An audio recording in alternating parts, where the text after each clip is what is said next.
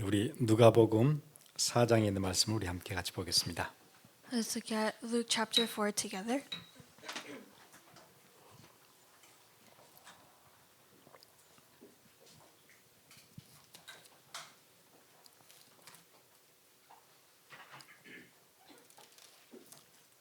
누가복음 4장 16절에서 21절까지 우리 함께 같이 읽겠습니다. We'll look at Luke chapter 4, verse 16 to verse 21.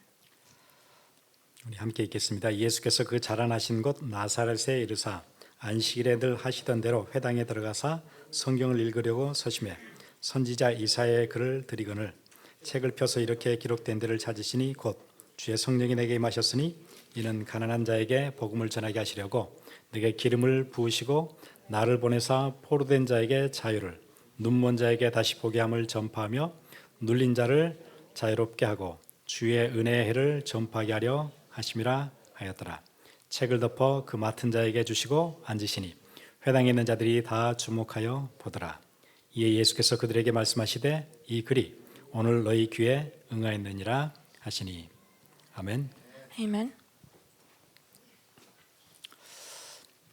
요즘 사람들의 심리, 마음 상태를 한 몇 가지로 표현할 수 있을 것 같습니다.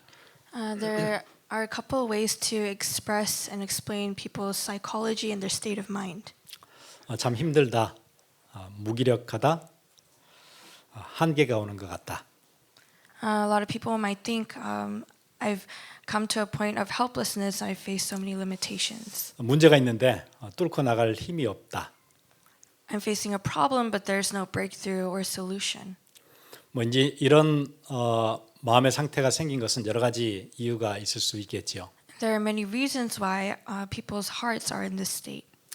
혹은 가정에 심한 갈등 때문에 그럴 수도 있을 거예요. It could be because of various conflicts within their families. 이게 갈수록 더 심해지고 갈등이 해결될 기미가 보이지 않을 때, 그럴 때 이런 답답함이 오죠. And moments of frustration when things don't seem like they're getting any better. 어떨 때는 이게 이제 경제 사정 때문에 올 수도 있어요. Or- 내가 지금 하고 있는 일과 비즈니스에 참 답답함이 있어요. Or it could be frustrations because of conflicts within our finances. 어떻게 뚫고 가야 될지 아득해요. And we have no idea how to solve these problems. 그리고 그냥 삶이 힘들고 답답해서 시작했던 건데 이게 이렇게 습관이 될 줄 몰랐어요. And maybe we began something just out of frustration, but it becomes a habit. 이거는 누가 봐도 그냥 중독이에요. And anyone can see that it's now an addiction. 그냥 요즘 이제 젊은 사람들은 그 틱톡 같은 거, 그 영상이 워낙 짧잖아요, 한 30초. 그냥 재미로 보기 시작했는데 이거는 계속 봐야 되는 거예요. And a lot of the younger generation, they watch short video clips on TikTok. 자기가 필요한 것도 아니고 중요한 것도 아닌데 끊지를 못하는 거예요. And this content isn't anything that they need or it's not important, but they have to keep watching. 때론 이렇게 어느 시간에 그냥 내가 좀 쉬기 위해서 유튜브를 봤는데 이건 이제 그 상태가 아니에요. 이거는 계속 중요하고 바쁜 일이 있는데 그거 놔두고 빠져나오지를 못하겠어요. And maybe because you want some rest, you start watching YouTube videos, but it comes to a point where even if you have urgent or important matters, you can't stop watching YouTube videos. 이거는 누가 봐도 중독이에요. And anyone can see that it's addiction. 그게 도박일 수도 있고 그게 약물일 수도 있고 중독이에요. It could be things like gambling or various substances, and it's all addiction. 아무리 노력해도 해결되지 않을 것 같아요. No matter how hard you try, you can't solve these problems. 그리고 내 안에 깊은 과거에 잡혀 있는 것들, 주로 상처, 어떤 내 마음에 실패했던 경험들 이런 것들이 나를 꽉 잡고 있어요. It could be different experiences in your past that are holding on to you, like your scars or different failures. 보통 사람들이 자기의 상처나 실패했던 것들은 남에게 숨기지요. 나타내지는 않아요. And most people, they hide their scars or mistakes from others. They don't let it be shown. 혹시 여러분 그런 거 보셨어요? 어느 집에 갔는데 액자나 이렇게 장식장 안에 자기 실패했던 거, 자기 상처 이런 거 막 디스플레이한 그런 건 없잖아요. Because have you ever been to anyone's home and they have a picture frame or a decorated shelf filled with their mistakes? 주로 이제 그런 진열장에는 자기가 받았던 무슨 상패, 뭐 그런 거 있잖아요. 뭐 졸업했던 졸업장, 뭐 그런 거는 있을지 몰라도 실패 이런 것들은 숨기고 싶어 해요. If you go to people's homes, they might have their plaques or diplomas, but all of their mistakes and failures they tend to hide. 누구랑 얘기할 때도 의식적으로 자기의 실패나 상처 이런 것들을 꺼내지 않으려고 부단히 애를 쓰면서 얘기를 하잖아요. Even when conversing with others, people subconsciously try to keep within themselves their different failures and mistakes. 따로 그런 기억들을 애써서 숨기려고 하다 보니까 내 기억 속에 더 선명하게 자리를 잡아요. But because we're using this extra effort to hide these different types of failures, they are engraved in us more deeply. 그게 은연중에 내 삶을 드라이브해 가요. And without knowing, these are the things that are driving our lives. 아무도 몰라요. 나만 알고 있고 그렇게 숨겼는데 그게 나를 드라이브해 가요. Nobody knows these things, and I'm hiding them very well, but these are the things that drive my life. 나는 왜 잘 안 될까? 왜 이렇게 한순간 무너질까?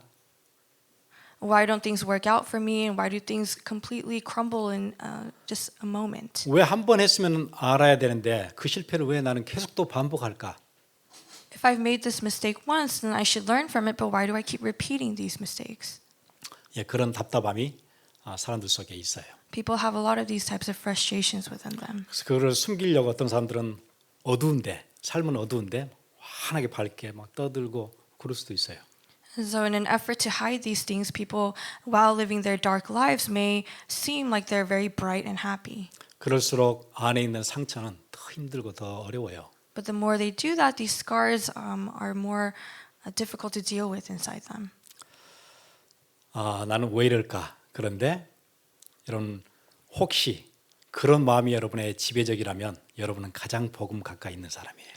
You might wonder, oh, why am I like this? And if you're wondering this yourself personally, then you are the most closest to the gospel. 그 얘기가 오늘 성경에 나와요. And this is explained in our scripture today. 뭐라고 얘기하냐면은 18절에 주의 성령이 내게 임하셨으니 이는 가난한 자에게 복음을 전하게 하시려고 내게 기름을 부으셨대요. If you look at verse 18, it says, the Spirit of the Lord is upon me because he has anointed me to proclaim good news to the poor. 복음은 기쁜 소식, 굿뉴스인데 누구에게요? 가난한 자에게 전하려고 복음을 준비했다는 거예요. It says that God has prepared the gospel, which is a good news, so that we could proclaim it to the poor. 가난한 자는 어떤 자예요? 뭐가 없는 거예요. 필요한데 없는 게 그게 가난한 자예요. Who are those who are poor? Is those who need but don't have.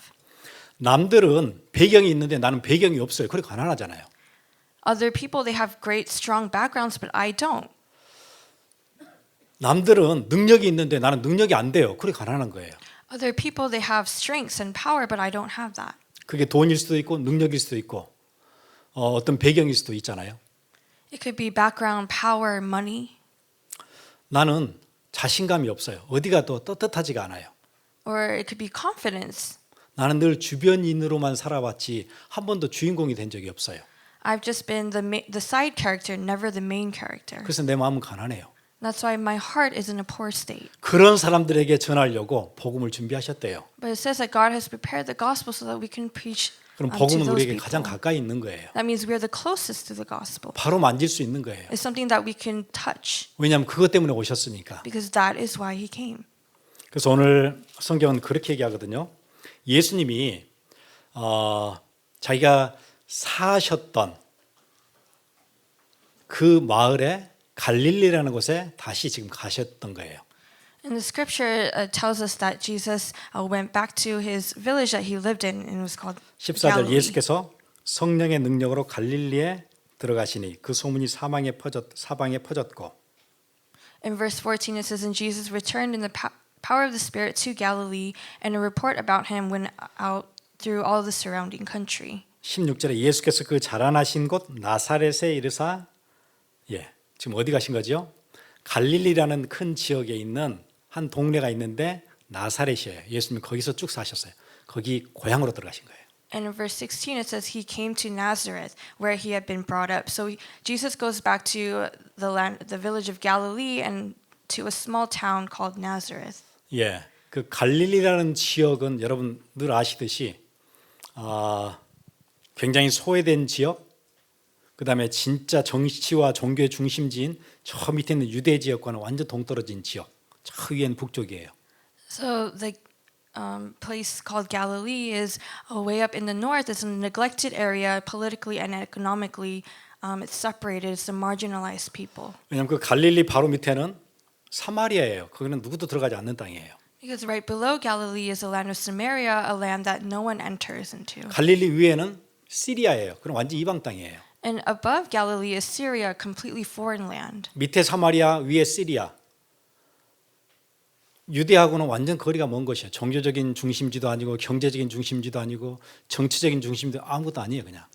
And above them is Syria, below them Samaria. They're nowhere close to Judah, which is the center of everything political and economical. 그냥 거기는 서럽고 가난하고 가진 게 없는 억울한 사람들이 그냥 모여 있는 그런 도시예요. 그런 곳이에요. It's just a village filled with people who are poor, living unfair lives. 그리고 주로 하는 일들은 거의 다 그냥 갈릴리 호수가 크기 때문에 다 거기서 고기 잡는 사람들이에요.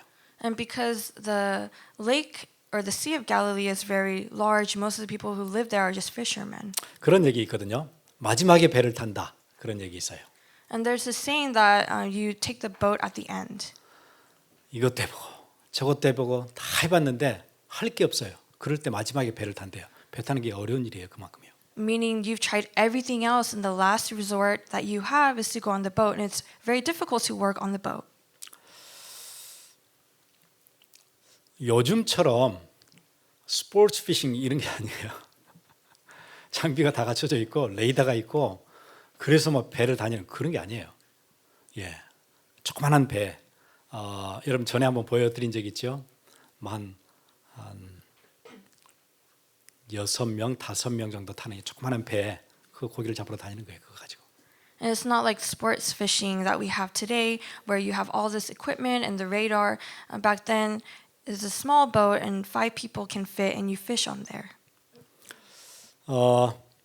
그러니까 그 배에 고기가 153마리 들어오니까는 배가 막 가라앉을 뻔하는 거예요. And that's why when you catch like 150 fish, your boat might sink. 예, 그런 일을 하는 사람, 소외된 사람, 억울한 사람, 예, 그런 사람들이 있는 갈릴리예요.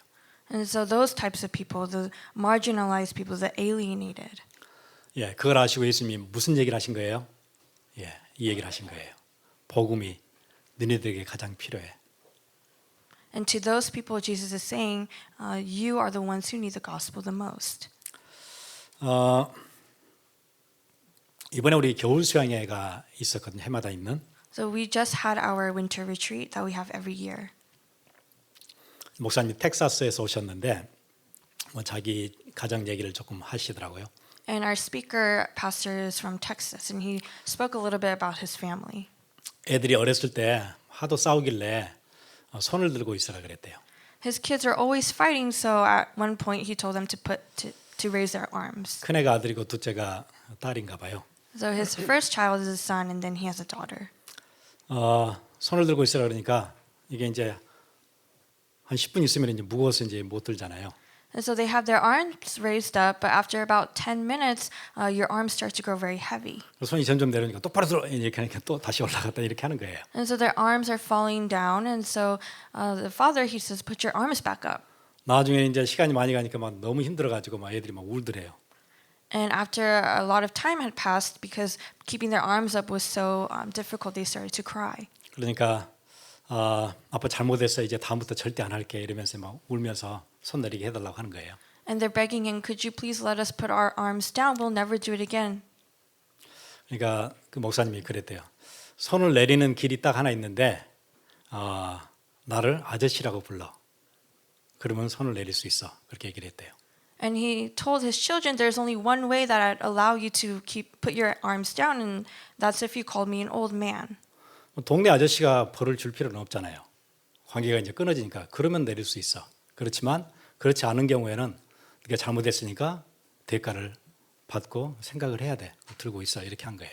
So he's saying, if you call me an old man that has nothing to do with you, then I'll accept and you can keep your arms down.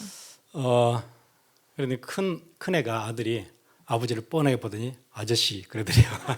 So his first son looked him directly in the eyes and called him old man. 그래서 손을 내렸대요. And so he was able to put his arms down. 딸은 끝까지 손을 내리지 않고 아버지 잘못했다고 한 번만 용서해달라고 계속 그러더래요. But his daughter would not put her arms down and would not acknowledge him as just an old man and said, "You're my dad and I'm really sorry." 이제 지금도 아들하고는 아저씨 관계로 지내고 있고 딸은 사랑한다 그러더라고요. And so even to this day, his relationship with his son is like a random stranger, and he's very close with his daughter. 우리 모습인지도 모르겠어요. And we kind of look like this. 하나님과의 관계, 나의 주님, 나의 구세주 하다가 조금 이로운 게 있으면은 금방 하나님과는 아저씨 관계가 되는 거예요.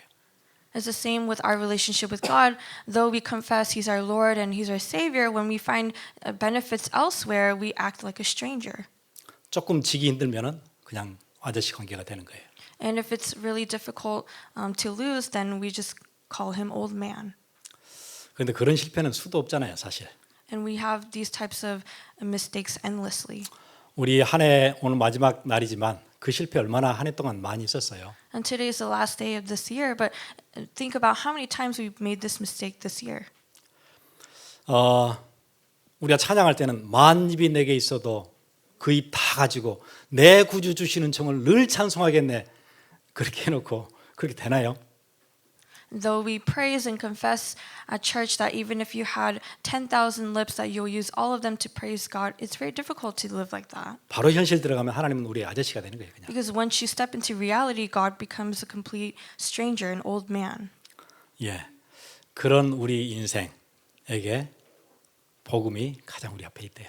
But to those lives, he says that the gospel is right in front of us. 이 갈릴리 사람들은 종교 지도자들이 그쪽에 살지 않기 때문에 율법의 지문이 있어요. 그냥 오랫동안 수천 년을 성경을 알고 있기 때문에 해야 되는 것 알아요. 그런데 되지는 않는 사람들이에요. And so these people of Galilee, because there's no religious leaders living in their village, and though they know the laws of the word, they just carry it as a burden. 기도가 되나요? 기도도 안 돼요. 금식이 되나요? 금식도 안 돼요. 밑에 있는 유대 예루살렘 쪽에 있는 사람들은 돼요. 그게요. 사람도 있을 때 광장에서 기도도 하고요. 예, 11조도 드리고요. 또 금식도 하고요. 이게 되는 사람들이 밑에 사람들은. All the people living in Judah, they're able to keep all of the laws, such as praying or fasting, but these people are unable to do so. 위에 사람들은 짐은 있는데 되는 건 없어요. So the people living up north, though they know the burdens of the law, it's just merely a burden. 그런데 성경은 특히 복음서 마태, 마가, 누가, 요한복음 보면은 꼭 수학 공식 같아요. 패턴이 일정해요. But if you look at the Gospels like Matthew, Mark, Luke, John, it's almost as if it's a mathematical formula. 예수님을 찾아갔던 사람, 예수님을 만났던 사람들은 전부 다 실패했던 사람들이에요. 다요. All the people who search for Jesus or who want to meet Jesus are people who've met failure. 실패했던 사람들, 간음 현장에서 잡혔던 사람들, 거기에 또 아팠던 사람들, 큰 실패 가운데 있었던 사람들 전부 다 그래요.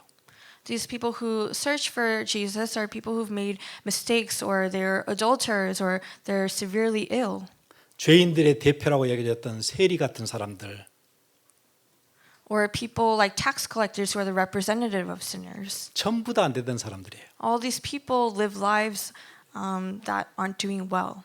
그런데 반대로 의롭고 자신감이 넘치고 바르게 살았던 사람들은 예수님을 다 싫어했어요. But on the other hand, all those righteous, confident, upright people, they disliked Jesus.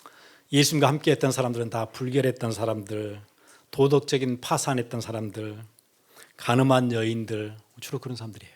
But all the people who were surrounding Jesus were those who were impure or morally bankrupt or adulterous. 그들의 삶에는 마치 실패가 모국어처럼 늘 따라다녀요. These people were the types of people where mistakes just constantly follow them around. 예, 그리고 주님이 그들에게 먼저 다가가세요. But Jesus approaches these people first. 혹시 여러분 한 해 동안 진짜 나는 잘 안 되고 진짜 올 한 해 망했다. 예, 복음과 멀리 있는 게 아니고 예, 거기에 복음이 있어요. For those of us who look back on this year and think, oh, I've really failed this year, then the gospel is very close to us. 캐톨릭 신자였지만 기독교인들에게 가장 영향을 많이 줬던 사람이 있다면 헨리 나우엔일 거예요.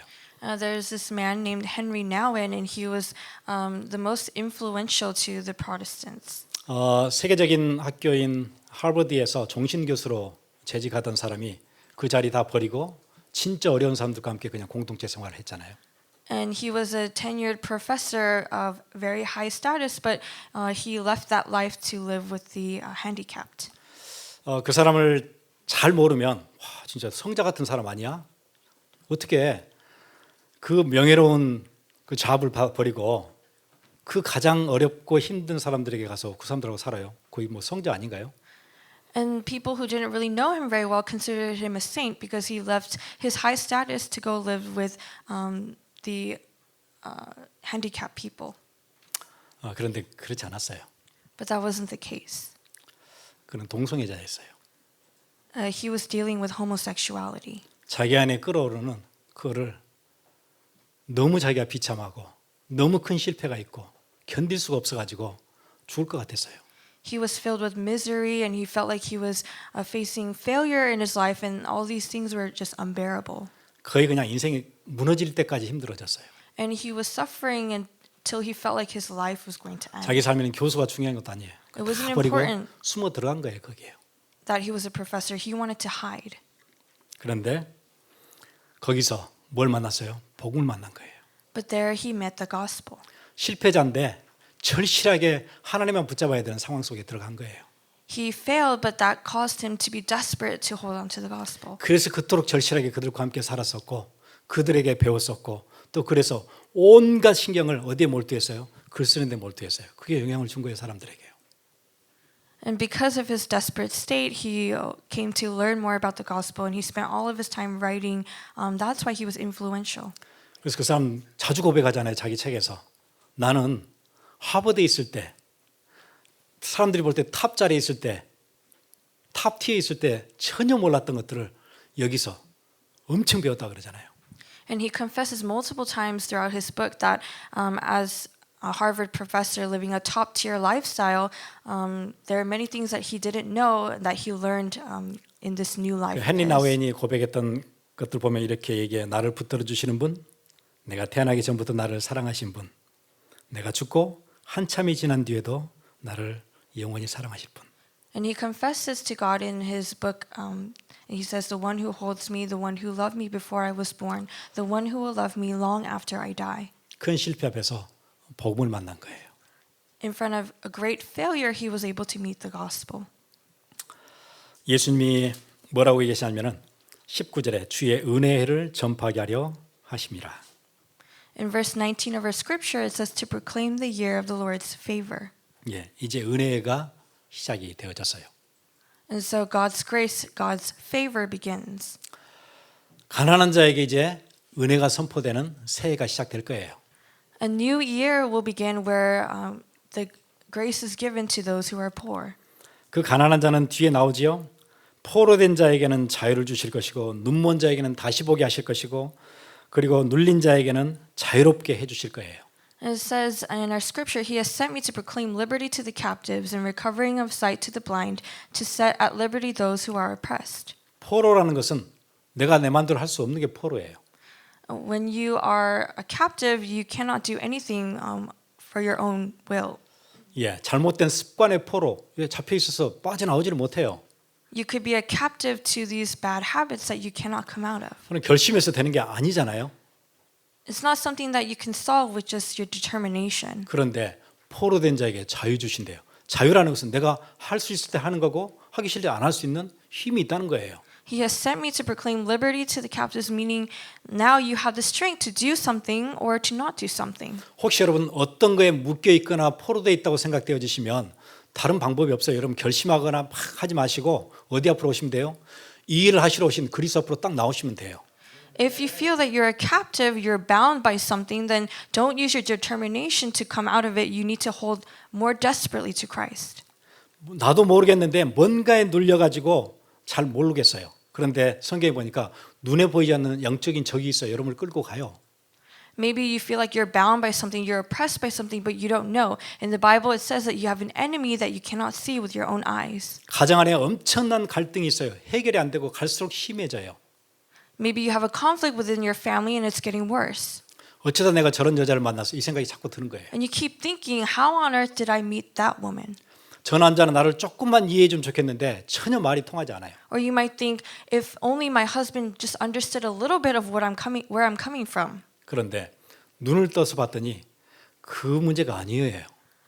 But when you open your eyes, you can see that that is not the problem. 처음부터 우리에게 갈등을 주고 했던 사단의 역사가 가정 가운데 있어서 그랬던 거였어요. There's a working of our enemy that is working within our families. That's why we have that problem. 원수는 사단인데 원수가 아닌 사람과 원수로 지내고 있었어요, 그냥.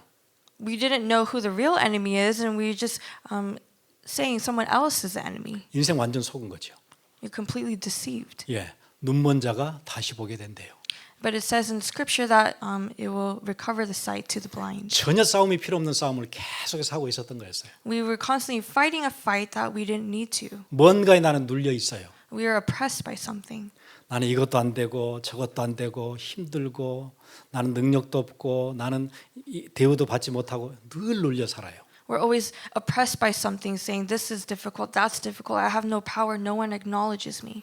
예, 그리스도 오신 이유는 그들을 자유케 하시려고 그래서 오셨대요. But it says that Christ came here to set those people free. 사람들은 이렇게 약속해요. 이렇게 하면 좋아져, 훨씬 좋아져. 막 그렇게 얘기해요. A lot of people, they say, well, try doing it this other way, then it will get better. 주로 이제 그런 얘기를 하는 사람들은 뭐 사상가들, 정치가들이 주로 그런 얘기하죠. But most people who say that are people who are politicians or thinkers. 헬라 철학이 300년을 계속해서 이 사람 저 사람 돌아가면서 얘기를 했는데 헬라 철학이 우리에게 기쁨 주지 못했어요. 짐을 더해 줬지요. For 300 years, there were Greek philosophers told us how to live our lives, but those only became burdens. 이거다 저거다 이리야 산다 이리야 자유롭게 되는 거다 많은 얘기를 했는데 다 틀린 얘기를 했어요. They say do this and do that. If you do this, you'll become free. But those are all incorrect words. 니체는 하나님을 없애야 자유롭게 된다. 하나님이 그때까지 우리를 이제까지 억압하지 않았느냐. 예, 틀린 얘기를 또 했어요. And you can see Nietzsche who said we need to get rid of God in order to feel free. 칼 막스는 이게 계급 사회가 되어져서 계급을 끝내야 이걸 부셔뜨려야 그래야 진짜 자유가 오는 거다. 그래가지고 공산혁명을 시작했는데 수도 없이 많은 사람이 죽었어요. And Karl Marx, he said, "Oh, the problem is the class, the society. We need to eliminate all the classes. We need to have a communist revolution." 쇼펜하우어는 뭐라고 얘기하던가요? 태어난 게 그게 잘못이다. 되도록 태어났으면 빨리 죽는 게 제일 낫다. 그리고 자기는 오래 살았어요. People like Schopenhauer said, "Oh, it was a mistake to be born. We lived too long of a life. That's why we're suffering." But he lived a very long life. 할아버지 돼서 사과 깎아 먹다가 테이블에서 죽었잖아요. He was a very old grandpa, and he was eating an apple, and then he passed away. 그럼 정치하는 사람들 보세요. 나를 믿고 나를 찍어주면 세상을 완전 바꾼다. 바꿔지든가요? 4년 뒤에 그냥 끝나잖아요. Look at all the politicians who say, if you vote for me, I promise change within this world. They say those things, but there's no change, and 4 years later, there's a new politician. 사람들은 순진해서 그런지 그 사람이 바꿔줄 줄로 생각하는 것 같아요. I think people are very naive because they do believe that these politicians can change the 그래서 world. 추억이나 차 뒤에 보세요. 뭐 자기 지지하는 사람들 스티커 붙여가지고 막 하는데 4년 뒤에는 자기가 약속했던 거 지키나요? 4년 끝나면 끝이에요. And you can see all these people who are rooting for these different politicians, and they put their stickers on the back of their cars. But at the end of their 4 years, nothing that they promised is there. 5년 지나면 끝이에요. 5 years later, they're not even there. 그럼 빨리 안 내려고 오래 있으면 되든가요? Then maybe it's because their term is too short. 러시아 보세요. 오래 있으니까 좋아지든가요? But let's take a look at Russia. Is it better? 예, 정치하는 사람이 우리를 바꿀 수 없어요. The politicians can't make our lives easier. 이 갈릴리 바다를 중심으로 살았던 눌렸던 자들, 매였던 자들, 뭔지 모르고 살아왔던 눈 뜨지 못했던 자들에게 주님이 찾아가시잖아요.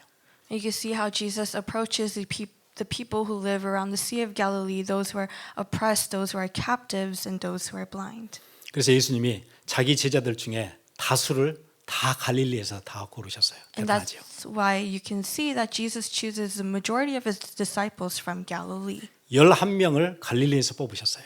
11 of his disciples were from Galilee. 딱 한 명만 유대 지역에서 뽑았어요. 그 사람 이름이 가룟 유다예요. And there was only one disciple that he chose from Judah, and that was Judas Iscariot. 갈릴리에서 뽑았던 사람들은 제자로 순교할 때까지 그리스도의 제자가 됐어요. And those 11 disciples from Galilee, they served him until they died as martyrs. 그 사람들이 헌신을 각오했던 것도 갈릴리였고 제자로에 픽업당했던 것도 갈릴리였고 자기 삶을 헌신했던 것도 갈릴리였어요. The place where they devoted themselves, the place where they followed Jesus, it was all in Galilee. 혹시 여러분 잘 안 됐다고 올 한 해 너무 힘들었다고 생각하시는 분이 있다면 그리스도 앞으로 오시면 돼요. If you feel that you've lived this entire year in suffering and misery, then it means that the gospel is very close to you. 오늘 제목처럼 은혜의 해가 여러분을 기다리고 있어요. Just like the title today, the year of grace awaits us. 한 해를 끝나는 마지막 날 2024년 하나님께 은혜의 해가 되도록 우리 한번 같이 기도했으면 좋겠습니다. As we end this year and begin 2024, let's pray that the year of grace will await us. 이 시간 눈은 감고 Let's close our eyes. 하나님 나는 실패라고 생각했는데 실패가 아닌 복음과 가장 가까운 곳에 있었다는 것 주님이 나를 찾아오셨다는 것 기억하게 해 주옵소서. God, won't you help me to remember that though I felt like I was in the seat of failure, actually I was the closest to the gospel. 실패라고 생각했던 그 땅이 완전 회복되어지는 은혜의 해가 되어지는 축복 기다리고 있다는 것 약속으로 붙잡게 해 주옵소서. And won't you help me to hold on as promised that the place of failures can become the place of grace. 그리스도 안에서 눈부신 한 해 새롭게 맞도록 주께서 우리에게 새 힘을 주옵소서. Won't you give us new strength so that we can meet this new year, this bright year. 우리 같이 기도하겠습니다. Let us pray.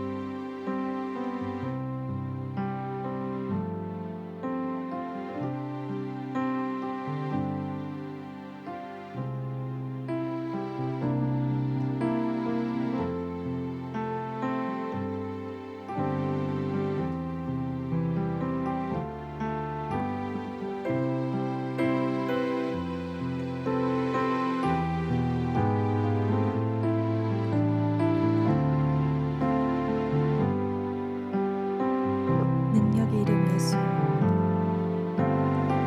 능력의 이름 예수 권능의 이름 예수 모든 강한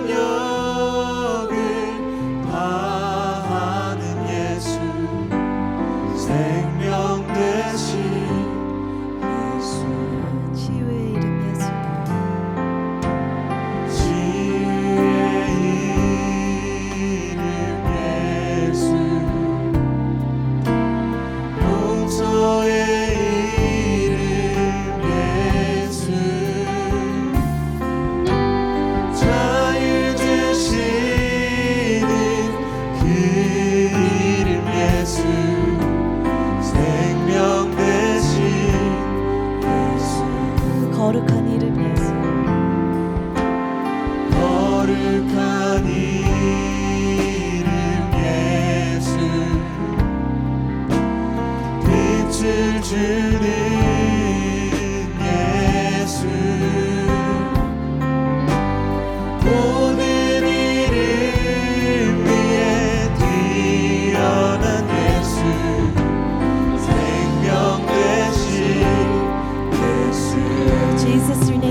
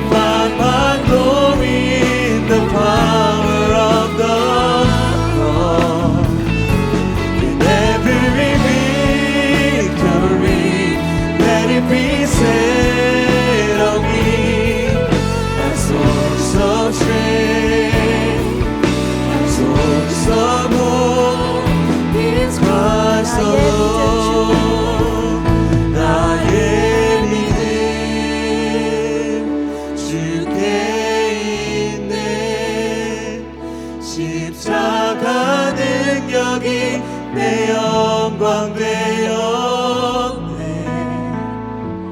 주께서 우리를 승리케 하셨네. 나의 능력,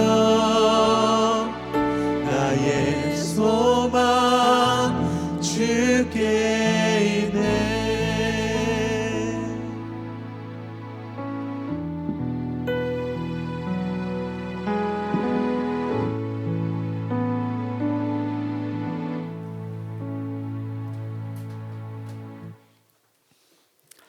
하나님 감사합니다. Dear God, thank you. 우리 삶의 여러 가지 어려움, 힘든 것, 실패 경험했다 할지라도 우리를 기다리시는 그 주님 앞에 나아가는 축복이 있다는 것 기억하게 해 주옵소서. Please help us to remember the grace that we can approach you despite our difficulties and the failures that we've went through.